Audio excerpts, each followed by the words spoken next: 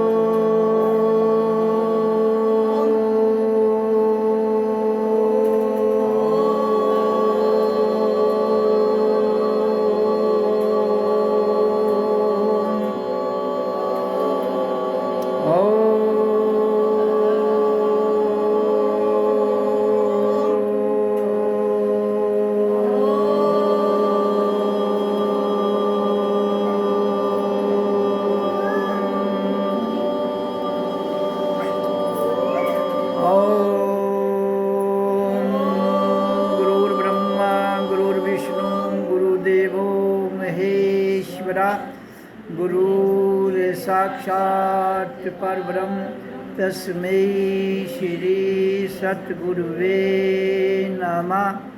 सबका मालिक एक ओम सतनाम वाहिरे गुरु। सबका मालिक एक ओम सतनाम वाहिरे गुरु। सबका मालिक एक ओम सतनाम वाहिरे गुरु। ओम सतगुरुवे नमः। ओम सतगुरुवे नमः।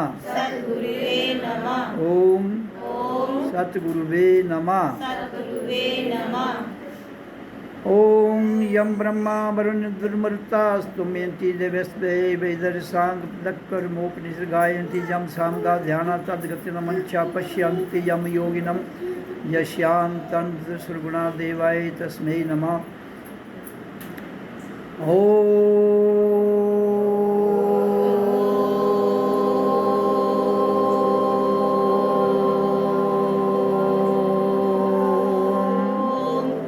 न पापम न पुण्यम अहम चितानंद शिवोहम शिवोहम शिवोहम।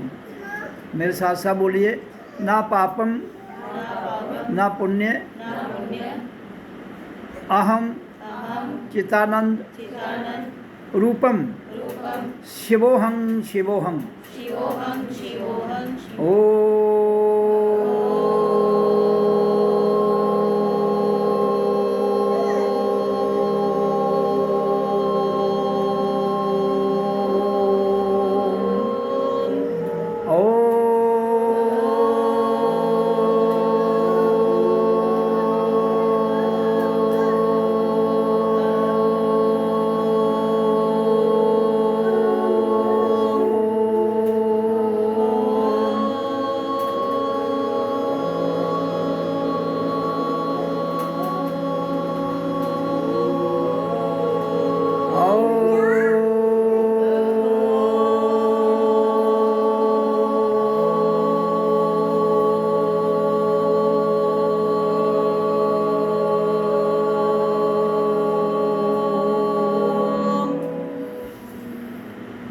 श्वास को भरिए लंबा।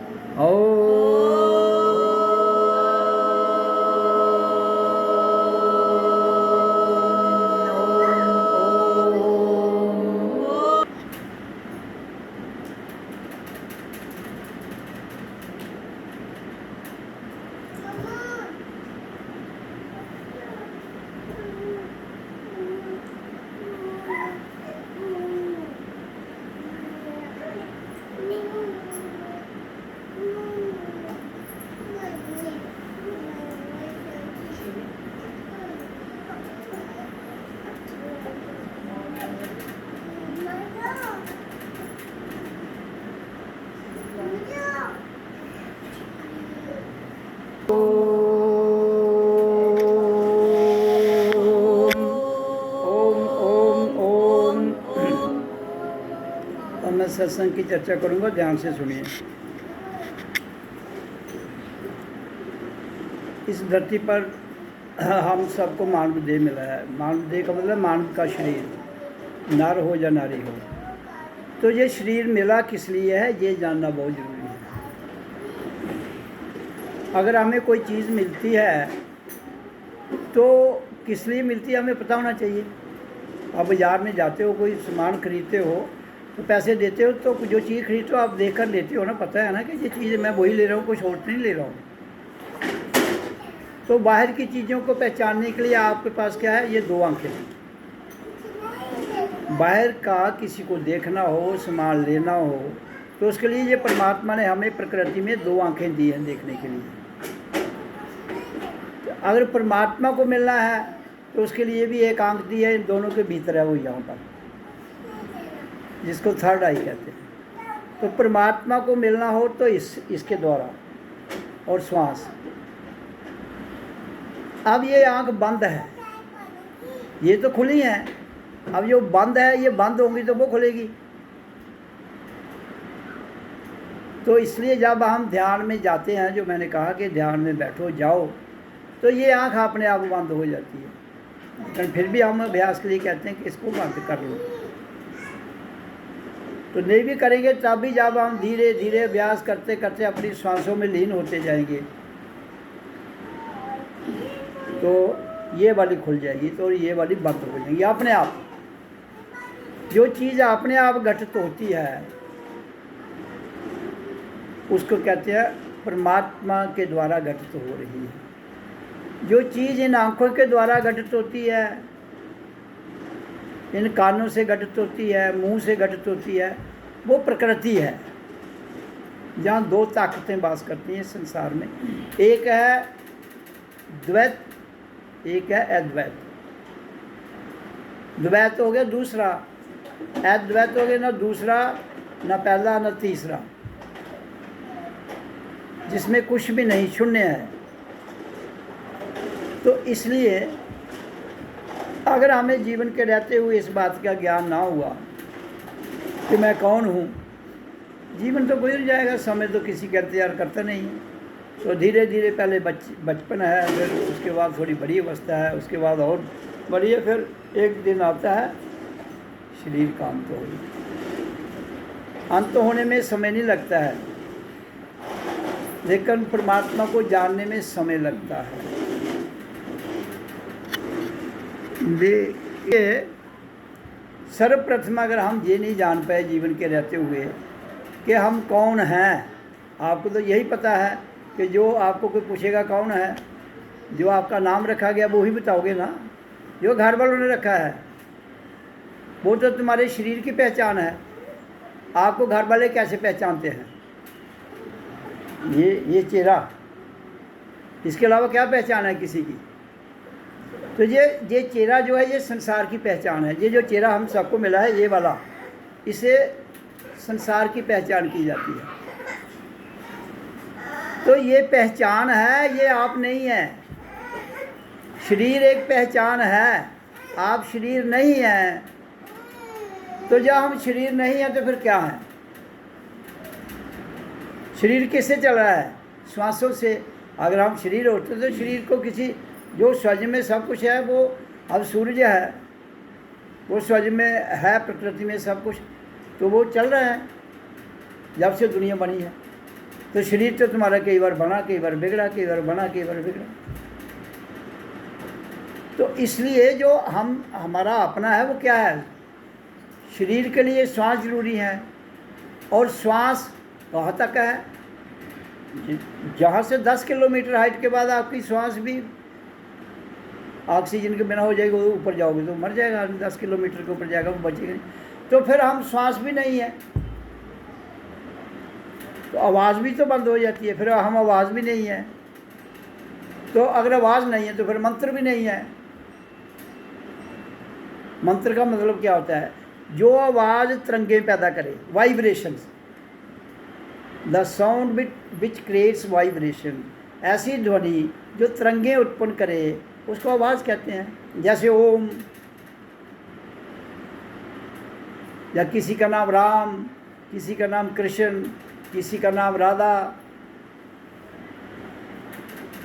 किसी का कोई, जो भी नाम दुनिया में रखा गया है उनके अंदर तरंगे हैं। हर नाम में तरंग है, वाइब्रेशन जिसको हम कहते हैं। लेकिन फ़र्क केवल इतना है कि जो नाम हम रखते हैं उनकी वाइब्रेशन है, जो तरंग है उसकी पहुंच कहाँ तक है।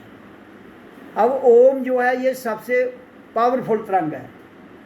ओम भी एक आवाज़ है, ये इतनी पावरफुल है कि ये वाइब्रेशन पृथ्वी से सूरज लोक तक हमारी एनर्जी को ले जाती है। तो सूरज यहाँ से कितना है, 15 करोड़ किलोमीटर।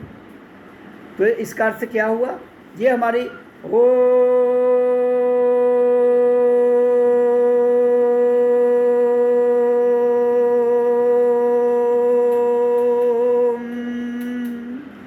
ये जब आवाज़ हम निकालते हैं 15 करोड़ किलोमीटर तक जा सकती है, और दुनिया की कोई आवाज़ 15 करोड़ किलोमीटर तक नहीं जाती है। इसलिए मंत्रों में सबसे बड़ा मंत्र है ओम। तो इसलिए, और ये हम जो श्वास खत्म हो जाएगी, आवाज़ भी खत्म हो जाएगी, लेकिन आवाज़ के रहते हुए भी हमें 15 करोड़ किलोमीटर की यात्रा करवा सकता है। कैसे, ब्रिकुटी ये पाँव का गुठा है ना, तो हमारे वहाँ ये आ गया चक्कर, जहाँ हमारी थर्ड आई है, ये हमारी एनर्जी को यहाँ तक ले जाता है। तो यहाँ से दिव्य चक्षु, हमारी थर्ड आई, तीसरी आंख खुलती है।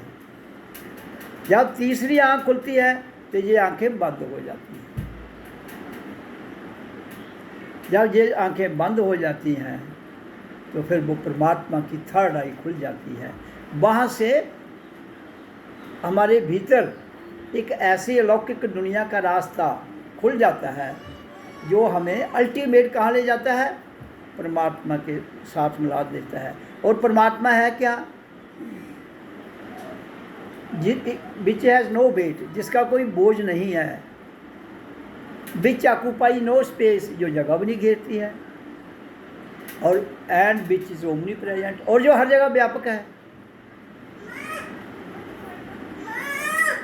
जैसे आपकी हवा जगह घेरती है ना, अब कमरे में हवा है, पंखा चल रहा है, हवा आ रही है, तो ये प्रकृति में है। प्रकृति से परे यहाँ हवा नहीं है,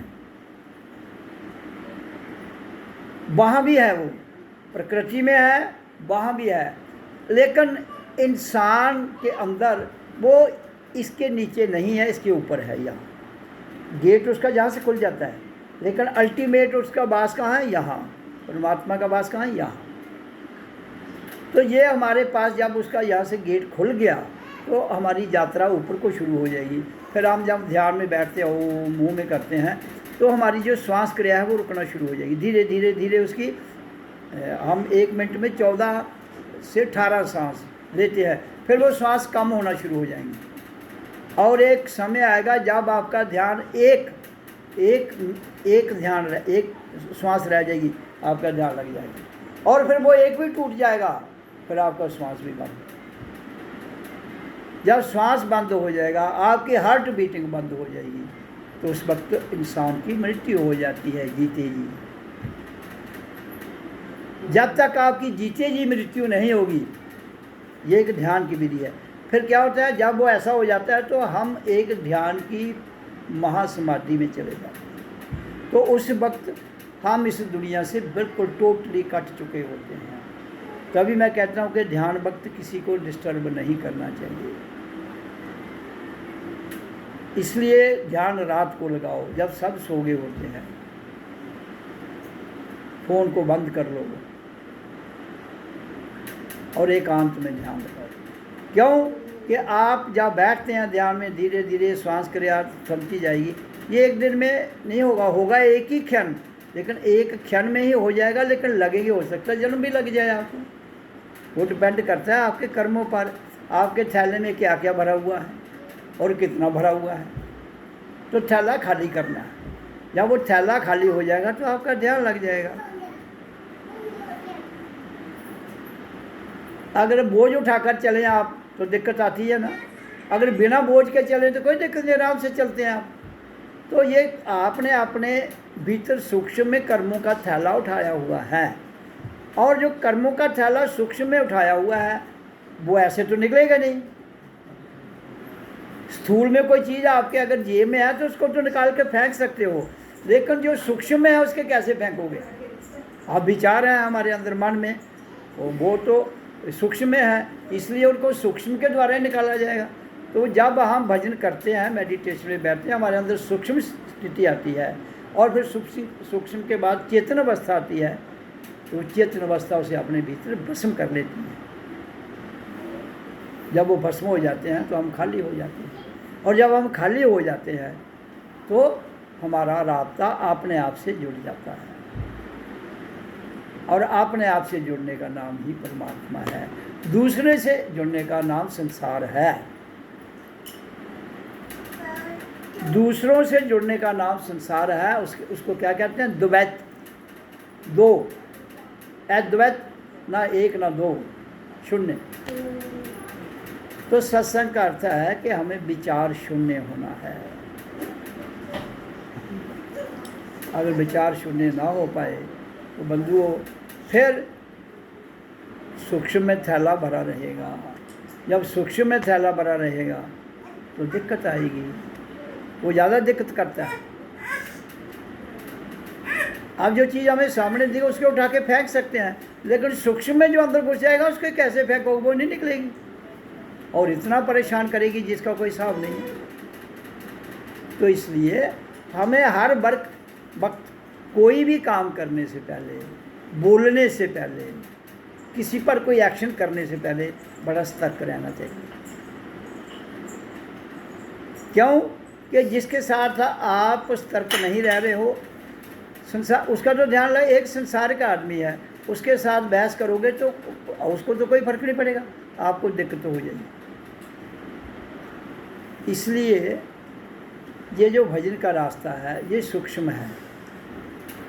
इसमें जितना कम बोला जाए, जितना बोलने से पहले उसको मैं क्या बोल रहा हूँ उसको ना मनन किया जाए, मंथन किया जाए तो दिक्कतें आती हैं। सत्संगी कहते हैं कि हमें दिक्कतें आती हैं। कोई थोड़ी दिक्कत दे रहा है, उनको कोई नहीं देता दिक्कत, किसी खुद ही आती हैं। पहले स्थूल में होंगी, फिर सूक्ष्म में जाएंगी, फिर चेतन में जब वो लीन हो जाएंगी तो हम हल्के हो जाएंगे। जब हम हल्के हो जाएंगे तो फिर हमें हल्के ही रहना पड़ेगा। अगर हम हल्के नहीं रहेंगे तो हमें दिक्कत ज़्यादा आएगी। क्यों? कि जब हमने सारा ये सूक्ष्म स्थूल कारण सब कुछ शून्य में ले गए तो फिर दोबारा उसमें जाएंगे तो दिक्कत होगी। इसलिए ये जो ध्यान का रास्ता है वही अल्टीमेट है, वही हमें परमात्मा तक ले जाएगा। और उसमें सरल ध्यान की सबसे उत्तम विधि क्या है? मंत्रों में ओम का उच्चारण और श्वासों का नियंत्रण, तो हमारा ध्यान लग जाता है। तो ध्यान लगेगा तो जीवन में रूपांतर आएगा। जीवन में रूपांतर आएगा तो हम जान पाएंगे कि हम कौन हैं। हु एम आई, मैं कौन हूँ। अगर नहीं जान पाए तो जीवन रुकेगा नहीं, फिर आप कभी भी द्वैत से नहीं निकल पाओ। आप चाहे कितने इंटेलिजेंट हैं, चाहे आप कितने भी ज्ञानी हैं, तो द्वैत से नहीं निकलेंगे और विचार शून्य भी नहीं होंगे और जीवन दिक्कतों से भर जाएगा। इसलिए जीवन के रहते हुए जो ध्यान की विधि मैं बताता हूँ उस पर अमल करो और उसको अपना क्रियात्मक जीवन डालो, ताकि तुम्हें स्वयं फील हो कि there is a tremendous change in our internal part, सूक्ष्म। तब जाकर हमारा जहाँ आने का मकसद हल होता है, तब जाकर जहाँ आने की जो पूजा पाठ जो भी ड्रामे कर रहे हो सफल होंगे, नहीं तो कुछ भी सफल होने वाला नहीं। हाँ, फिर संसार में आए हो, अब पेट के लिए जिस चीज़ की ज़रूरत है वो मेहनत करोगे मिल जाएगी। तो ये सारी चीज़ें करने के लिए हमें कर्मयोगी होना चाहिए। कर्मयोगी कौन से कर्मयोगी? निष्काम कर्मयोगी। और कर्म में तो कर्मयोग आ जाता है। काम का मतलब कर्मयोग का अर्थ है ध्यानपूर्वक काम को करना। कर्म रोग आ जाता है, ध्यानपूर्वक नहीं करोगे तो बीमार हो जाओगे। तो कर्म को हम संभोग में ले जाएंगे तो कर्म संभोग हो जाएगा।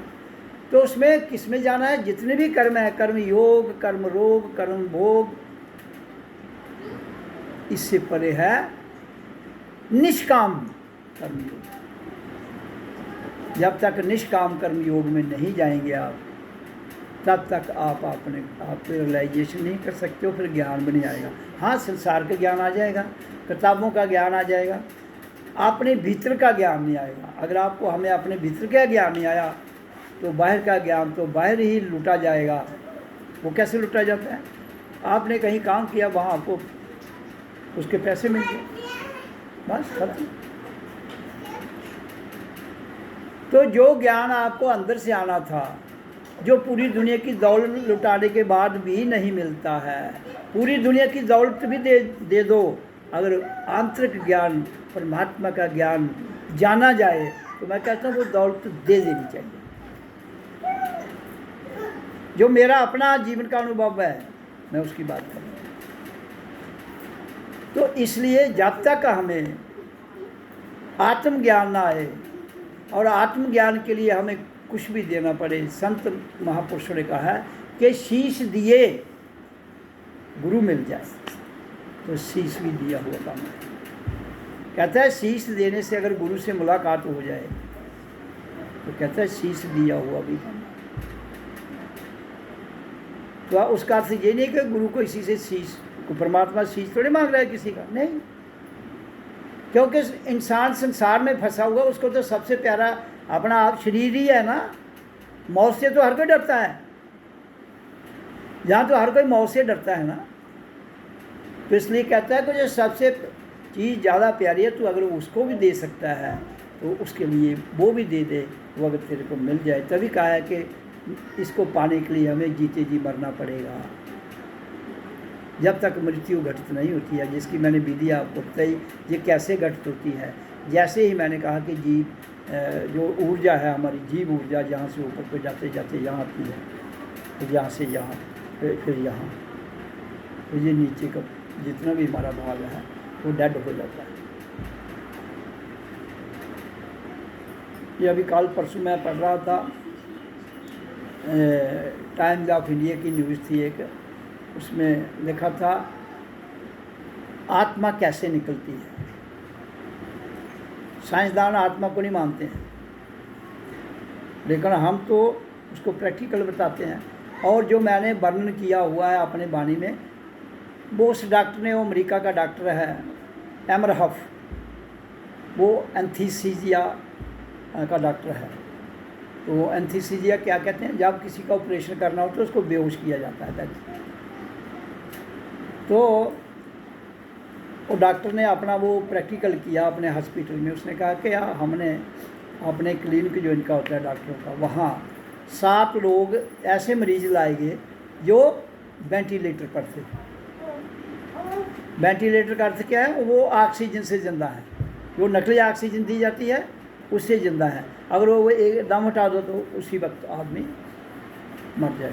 तो वो डॉक्टर, उसमें न्यूज़ में लिखा हुआ था कि कहता है हमने 7 मरीजों पर ये प्रैक्टिकल किया, तो जो मरीज़ था वेंटिलेटर पर था, हमने उससे ऑक्सीजन ड्रॉप कर ली, तो हार्ट रुक गया, बीपी 0, तो क्लिनिकली डेड, मतलब शारीरिक मौत उसकी, मर गया। मरने के बाद कहते हैं हमने, आजकल टेक्नोलॉजी में बहुत बड़े हमारे पास ऐसे ऐसे ये इंस्ट्रूमेंट आए हैं जो बहुत कुछ, ये आप देख लो, ये मोबाइल है, ये क्या क्या नहीं बता देता है, पूरी हिस्ट्री इसमें स्टोर है। तो जैसे अब अल्ट्रासाउंड की मशीन है, एमआरआई है, हार्ट के लिए इको मशीन है, तो सब कुछ वो बताती है क्या हो रहा है, हार्ट कैसे चल रहा है जो। तो उन्होंने उसके दिमाग पर सेंसर मशीन लगाई। क्या सेंसर होती है? जो ऑब्जर्व करती है। तो आदमी तो मर गया, तो मरने के 1.5 मिनट तक जो है, जो जीवात्मा, अगर उस जब ये क्लिनिकल डेथ हो जाती है तो जीवात्मा निकलती है उसके बाद ऊर्जा, तो 1.5 मिनट लगता है उसे। और तो कहते हैं कि इधर हरकतें, ये तो डेड हो गया, सांस उसकी रुक गई है, बीपी 0 हो गया, तो मौत हो गई, उसकी बॉडी की मौत हो गई। लेकिन कहता है जो हमने सेंसर लगाए उसमें क्या था कि वो एक एनर्जी आई, उसका ब्लास्ट हुआ। ब्लास्ट करता है आवाज़, जैसे धड़क, कहते हैं जैसे ही हुआ उसमें से एक लाइट निकली, जोत, और वो जोत सीधी बह जाएगी। उसने कहा दिस इज द सोल। ये अमेरिका का डॉक्टर है वो, उसने इस पर किया तजर्बा, 7 लोगों पर तजर्बा किया, 7 का यही हाल है। तो इसका अर्थ क्या हुआ? हम भी बताते हैं कि जब हमारे अंदर से आत्मा निकलती है तो जीव आत्मा निकलती है। तो आत्मा क्या है? एक जोत है, इधर जोत के रूप में निकलती है और एंट्री भी उसी रूप में बच्चे में करती है। जब बच्चे का जन्म होता है जहाँ से वही जोत इधर आएगी, आगे एनर्जी, जैसे ये करंट पंखे की इसकी बिजली जो है पंखे में आ रही है तो ये पंखा चल रहा है। इंसान के अंदर जब वो लौकिक करंट आती है तो इंसान की जो जितनी मशीनरी है उसकी बॉडी के अंदर ब्लड वेसल वो हरकत में आते हैं तो मशीनरी शुरू हो जाती है। फिर जब तक श्वास चल रहा है मशीनरी चलती रहती है। तो ये है हमारी तांत्रिक प्रणाली और ये है उसके ऊपर आत्मा। तो अब ये वैज्ञानिक भी इस बात को मान रहे हैं कि ये अमेरिका में अभी हुआ तजर्बा, तो कि ये आत्मा है। तो हमारे ऋषि मुनि ने और हमने प्रैक्टिकली, ऋषि मुनियों की बात छोड़ो, मैंने स्वयं आपके समक्ष इस अपनी 37 साल की इस लाइन की जर्नी में बड़ा क्लियरली बताया हुआ है कि आत्मा कहाँ से आती है और कहाँ से निकलती है। और भी इसके द्वार निकलने के हैं, लेकिन वो यहाँ से निकलेगी, यहाँ ये 9 द्वार है, यहाँ तक इसके नीचे से निकलेगी तो वो संसार में आएगी लौट के, यहाँ से निकलेगी तो संसार में लौट के नहीं आएगी। तो ये हमारी है जीवन यात्रा। तो इसलिए ये मंत्र बच्चों को कराना चाहिए, खुद भी करना चाहिए। हम और चीज़ों को इतनी महत्ता देते हैं तो जिसकी वजह से जीवन है उसको महत्ता नहीं देते हैं, तो फिर क्या होता है? सिस्टम इम्बैलेंस हो जाएगा प्रकृति का और प्रकृति तबाही मचाएगी। परमात्मा फिर कुछ नहीं करेगा, क्योंकि ना कहता ना मैं मारता हूँ ना मरता हूँ ना किसी को मरवाता हूँ। प्रकृति आपको माफ़ नहीं करेगी क्योंकि रचना उसी ढंग से की है कि इसका बैलेंस रहना चाहिए।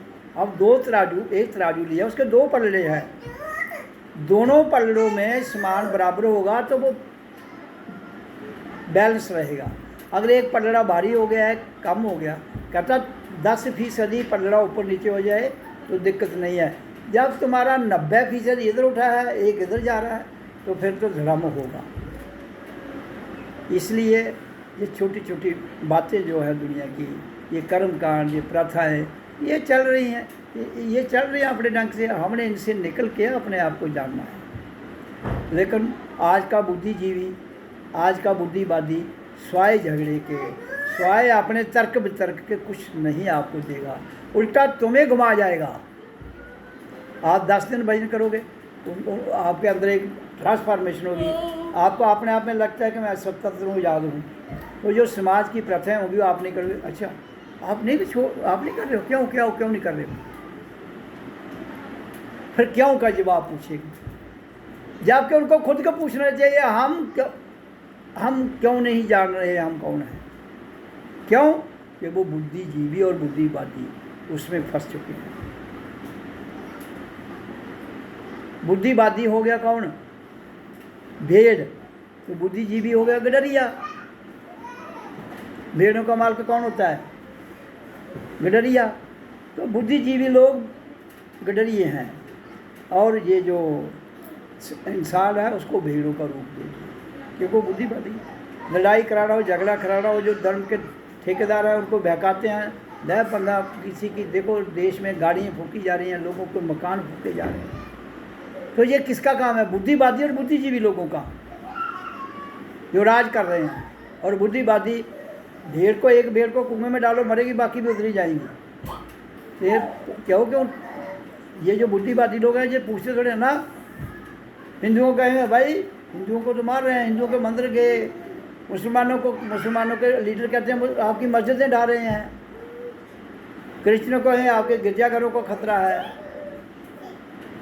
तो ये जितने भी आज के युग में विवाद उठ रहे हैं, ये सारे का सारा विवाद द्वैत भाव की वजह से है। जब तक हम अपने सिस्टम को नहीं बदलेंगे तब तक कभी भी न सुखी होंगे, न शांत होंगे और न ही आनंद मिलेगा। तो इसलिए इस मेरी क्रांति को आगे ले जाने के लिए आप सबको अपना तन मन धन से योगदान देना है। ओ